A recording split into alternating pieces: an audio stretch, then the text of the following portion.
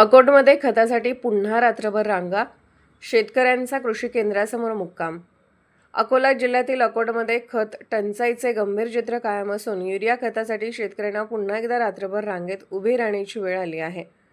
काल रात्रीपासूनच विविध सेवा केंद्रासमोर शेतकऱ्यांनी ठाण मांडले असून अनेकांनी खत मिळावे यासाठी रात्रीचा मुक्कामही केला. तर आज पहाटे 3 वाजल्यापासून कृषी केंद्राबाहेर मोठ्या प्रमाणात गर्दी झाल्याचे दिसून आले. खरीप हंगामाची तयारी सुरू असताना युरिया आणि इतर खतांची मागणी वाढली आहे. मात्र पुरेशा प्रमाणात आणि वेळेत खत उपलब्ध होत नसल्याने शेतकऱ्यांची गैरसोय होत आहे.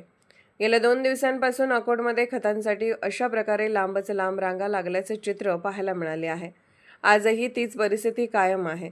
खत मिळवण्यासाठी शेतकऱ्यांना तासनतास प्रतीक्षा करावी लागत असून अनेकांना रात्र जागून काढावी लागत आहे.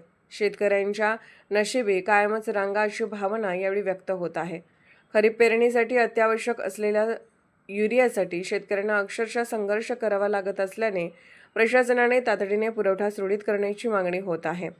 दरम्यान जिल्हा कृषी विक्रेता संघाने दिलेल्या माहितीनुसार खरीप हंगामासाठी अकोला जिल्ह्याला 7,000 टन युरियाचा बफर स्टॉक उपलब्ध झाला असून त्यामध्ये सुमारे 2,14,000 बॅगांचा समावेश आहे. मात्र प्रत्यक्षात खत वितरण केंद्रावर होत असलेली गर्दी आणि रांगा पाहता पुरवठा व मागणीतील तफावत स्पष्टपणे दिसून येत आहे.